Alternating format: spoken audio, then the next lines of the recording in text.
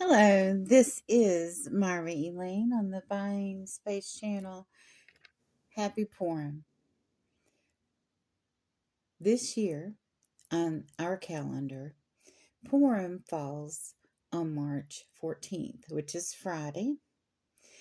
On Thursday, the 13th, is the the fast of Purim, because the Purim is about the celebration of a female heroine in Jewish history, Queen Esther. She saved her people from annihilation. And today, for my gospel reading, I'm going to read from the book of Esther and from a Torah, or a Torah book, should I say. So here we go. The book of Esther, chapter 1, starting in verse 1. And it came to pass that the days of Achaiah, of the same Achaiah who reigned from India even to Ethiopia, over 127 provinces. Now, from now on, he will be called Xerxes, because that's who he was in history. And he reigned from India all the way down to Ethiopia. So the entire lament. That the third year of his reign, he made a feast unto all his princes and servants.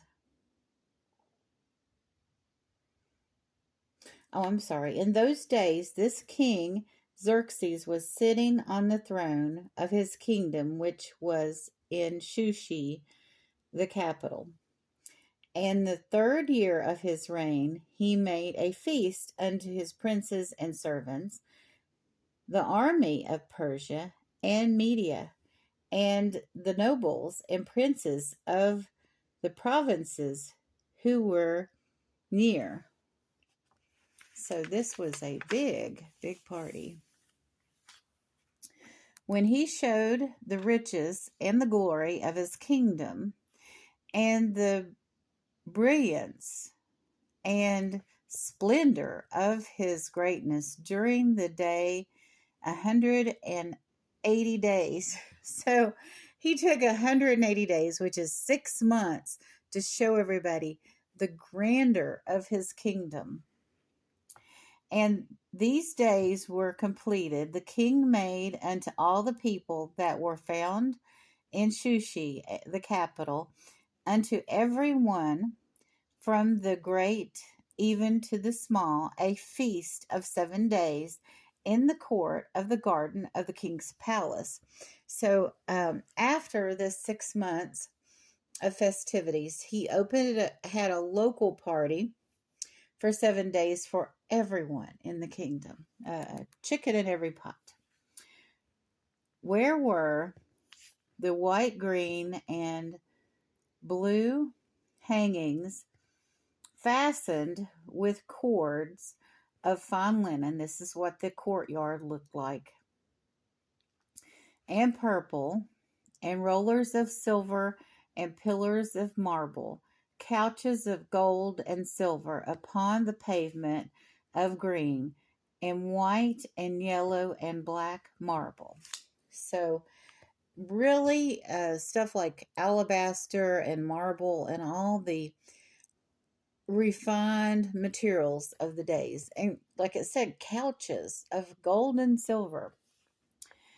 And they gave them to drink in vessels of gold, the vessels being diverse, one of the other. And the royal wine was in abundance, according to the ability of the king. Now, every single solitary goblet was made of gold, and it was unique. So, like there was probably hundreds of people here. And gave them to drink in vessels of gold. Okay. And the drinking was according to the law, none to compel, for so had the king enjoined on all the officers of his house to do according to his pleasure of every man. So everyone got to drink as much as they wanted or as little as they wanted. No one was forced. So Vashti, the queen, made a feast for all the women in the royal house, which belonged to King Xerxes. On the seventh day, the heart of the king was merry with wine. He commanded Mitham, Bishat, Charbon, Blatton, and Alabatha,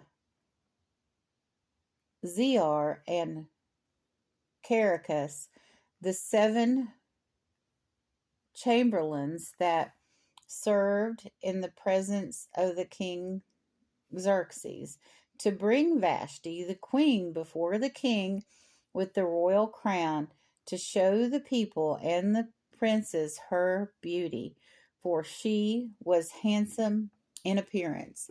Now, Vashti, the queen, was having a party of her own with the women. So all the men were gathered together, and all of a sudden the king decided to show off his queen, like, excuse me, like I don't know, like a farmer would show off his prize cow. So anyway, but Queen Vashti refused to come. Good on her, at the word of the king brought by the hand of the chamberlains. And the king was very wroth, and his fury burnt in him. So instead of like saying to one of these chamberlains, who were eunuchs, to go to the queen and tell the queen, I'd really appreciate it if you'd come to my dinner. You're so beautiful. I want to show everyone all the beautiful things in my kingdom, including you. He publicly announced and sent 6, 7 eunuchs and publicly announced to her and all of her friends, the king wants you to come. We saw how that worked out. And the king, to his wise men, knew the times and so the king's manner towards all acquainted with law and judgment. And those next to him were Carnenia, Shethar, Adamatha, Tarshish, Merces, Marcina, and Memchuchin, and 7 princes of Persia and Media, who saw the king's face, who sat in the first rank of the kingdom. So when he received this news, since he had publicly asked her to come and she refused, all the people closest to him saw his initial reaction, which was not good. What should, according to the law, be done with Queen Vashti, because she hath not fulfilled the order of the king Xerxes by the hand of the chamberlains? And said Mershashan before the king and princes, not against the king alone hath Vashti, the queen, done wrong, but also against all the princes and against all the people that are in the provinces of King Xerxes. So this gentleman is saying, we don't want our women to get out of line because Queen Vashti has become, publicly refused you. That means all of our women could refuse us at home, in private, and in public. And we men have to be in control. For this deed of the queen will go abroad unto the women, so that they will despise their husbands in their eyes. So they thought this was going to be contagious. When it shall be reported, King Xerxes ordered Vashti the queen to be brought unto his presence, but she came not. And even this day will the ladies of Persia and Media, who have heard of this deed of the queen, say this unto the prince of the king, and there will arise much contempt and quarrel. Oh dear. If it please the king, let there go forth a royal order from him, and let it be written among the laws of Persians and Medes, that no one transgress it, that Vashti come to no longer more before King Xerxes, and let the king give her royal dignity to another that is better than she. So this is like the spirit of divorce. Something goes wrong, just get another woman. This is how it's worked since at least 1,000 before Christ. Well, this was around 500-600. And the king's decree, which will make be published throughout all the kingdom, however great it is, all the wives will show respect unto their husbands, unto every man, from great even to the small. So this kingdom is declaring all the women have to be subservient to their husbands. What a grand opportunity for men to state this. And the speech was pleasing to the eyes of the king and the princes, and the king did according to the speech of Memucan. And he sent letters unto the provinces of the king, and to every province according to the writing, and to every people according to their language, and every man should hear the rule in his own house, and speak according to the language of his people. So Vashti's been banned, and all the women of the kingdom are going to know that what she did was not okay. They thought they would have this chaos on their hands.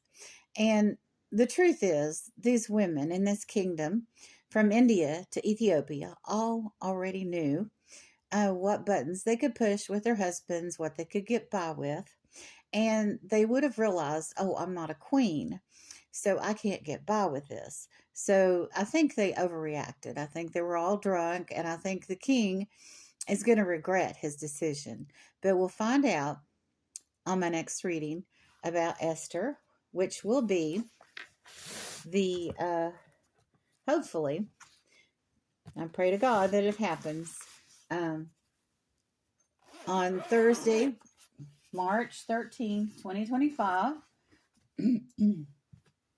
And we will continue with the adventures of Queen Xerxes and what God did to prepare a way for Esther.